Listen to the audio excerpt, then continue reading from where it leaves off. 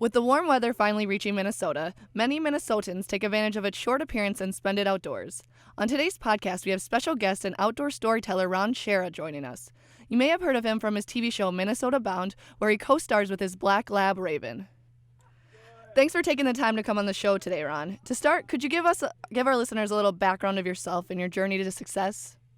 Yeah, well, I grew up in northeast Iowa, which is a little different than most of Iowa.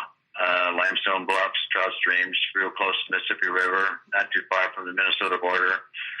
I grew up with parents, and I say parents, both my mom and dad. Loved to fish. I think my mother liked to fish more than my dad. My grandmother did. And I had uncles that were in the outdoor arena. And so that's what I grew up with. But I also grew up with music. And so when I got in high school, I had two passions, music and the outdoors. And I pursued both of them through college and ended up going to Iowa State University, taking journalism and fish and wildlife biology, combining those two. Went to work for South Dakota Game and Fish Department. Spent 2 years there. Got a call from the Minneapolis Tribune to come there and write outdoor stuff for them. They were looking for a writer who could understand biologists. And I spent 3 decades there. And 20 years ago, I got the opportunity to dabble in television. And that was the start of Minnesota Bound, the TV show. And we're still on the air 21 years later. Started a TV production company, and I sold it a couple of years ago, but I'm still deeply involved with it. And that's a quick story. You had mentioned earlier your family's love for the outdoors. Would you say that's where your passion came from? Well, it was my immediate family. My mother, my father. They loved to fish. Back then, my dad worked 6 days a week, so Sunday is what we did. But my mother's brothers and my dad's brothers, my uncles, all were avid fishermen. Some hunted, some didn't, and so that was my upbringing. Your first show was Minnesota Bound. What influenced that and its success? Well, I got the chance to dabble in TV one time when the news director of Channel 11 NBC said he got tired of watching the sports news broadcasts and not seeing anything about the outdoors. I mean, he liked to hunt fish and some TV broadcasters. I mean, you could have a Minnesota opening in the Minnesota deer season or walleye fishing season, and they wouldn't say anything. Mm-hmm. You know, they're more concerned about who won the game. So he called me one time and asked me to make a little test screen thing, and because he wanted to see if we could start airing some short segments about the outdoors. So I did that, and they liked it, and we started airing some little short pieces on the news on Channel 11, and it went from there, evolved into a half-hour TV show called Minnesota Bound. They offered me ownership of it, and the secret to Minnesota Bound is it's a variety show, and 2, it's storytelling. Mm-hmm. It's telling stories about people who are interested in the outdoors, or stories about places to go, stories about nature, killdeers and western grebes, and I could go on and on. Yeah. So it's not a fishing or hunting show. We don't show you Sunday night how to shoot a deer, and we do very little about how to catch a fish. We do stories about people who do catch fish and are good at it, and that kind of thing. So that's been our success and still is. Was there a person or event that sparked your love for storytelling? When I sat on my Grandpa Dickens' lap, he was a natural storyteller, and I guess I inherited some of that. So I've been a storyteller.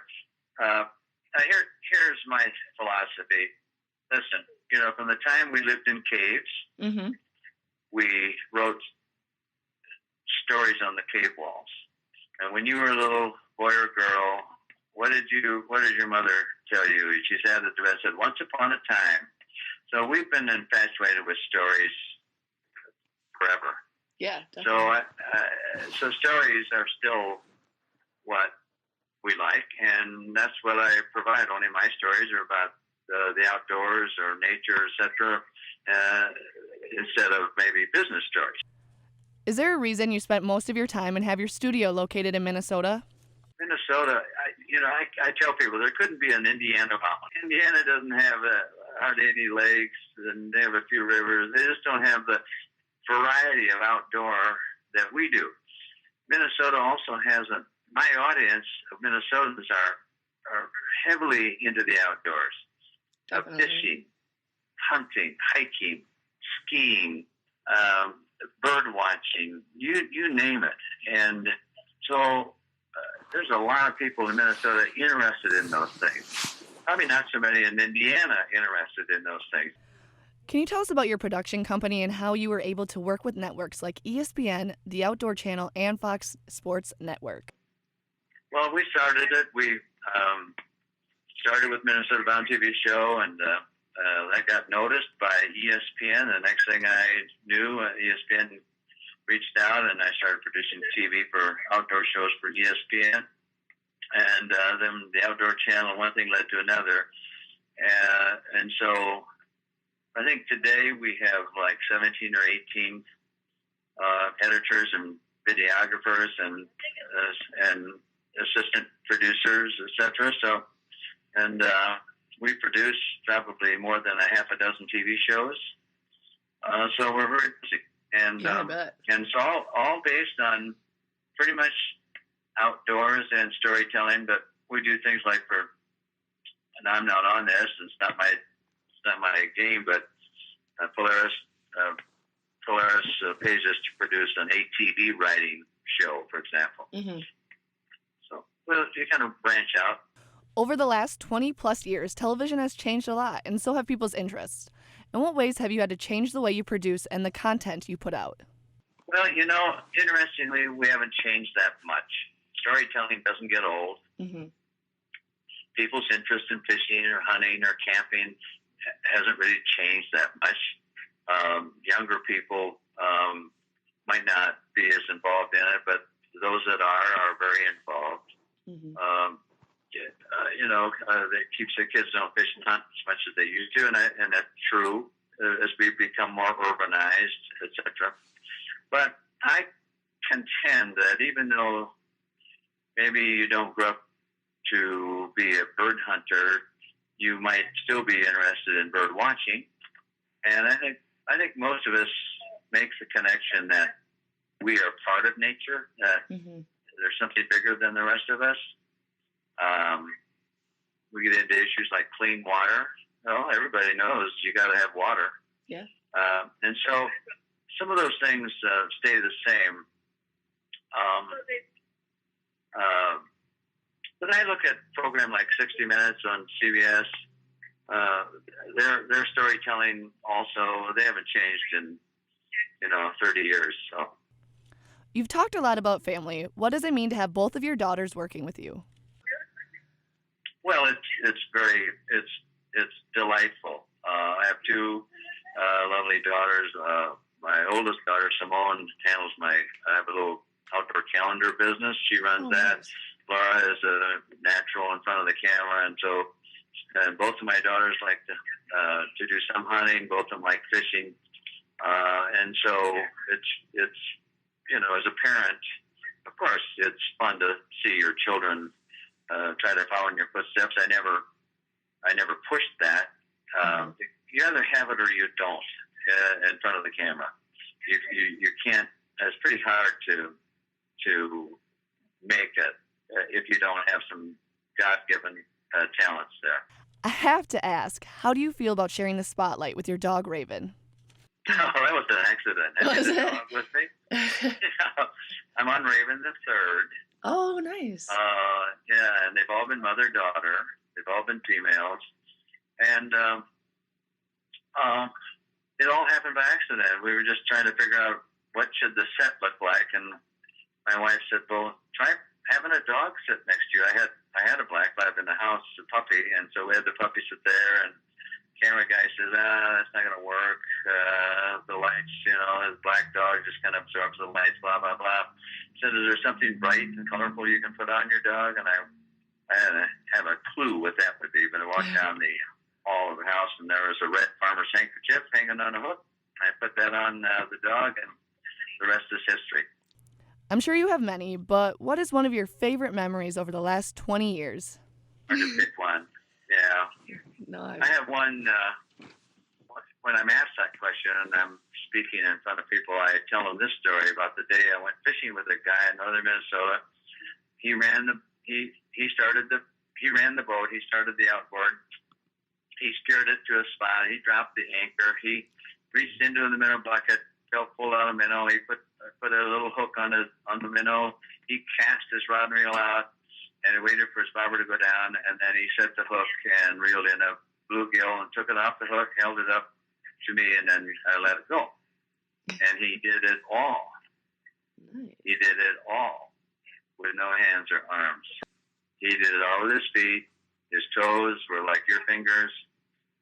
He could pick up a little tiny hook with his toes and hold a minnow down with the other foot and put it on the hook for bait, And he had bolted a sandal to the top of his rod and reel, and he'd slip his foot in there, and then he'd sit back on his butt and raise his legs and cast with it. Oh my so, goodness! Very inspiring. And he was a married man, father of 3, gainfully employed with other disadvantaged or handicapped people. And one thing he told me, he says, when they walk into my office and see me, they quit feeling sorry for themselves. After over 700 episodes, what would you say has been the key to your success? The key is what I shared with you before. It's storytelling. People love stories, and the subject material, outdoors, is very important to the lives of Minnesotans. Definitely. So you had storytelling, the outdoors, and then I've surrounded myself with a tremendous videographer, so that we get complimented on our beautiful pictures and putting the music together, and it's like conducting an orchestra.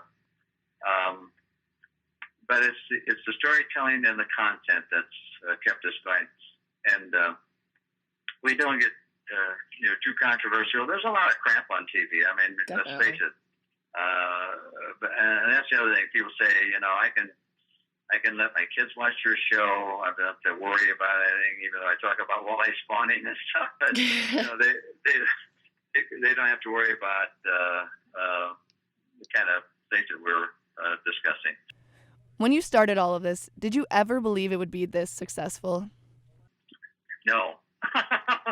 No. I knew early on when outdoor shows started coming up, I said, I said to myself, I think I can do better than that because of my music career. Remember I told you my interest in music? Yep. I spent years on stage performing. So I had, again, some natural God-given skills of performing. Well, when you're in front of the camera, you really are performing. So I had that going from the get-go.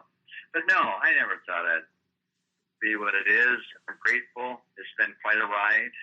And, my dad was a very successful carpenter. And he never wanted me to do that. He always said, Ronnie, I don't want you to be a carpenter. He said, the work's too hard.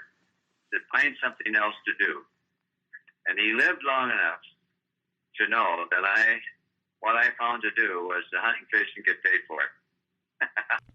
Thanks for joining us, Ron. You can catch Minnesota Bound Sunday nights at 10:35 and Saturday evenings at 6:30 on KARE 11.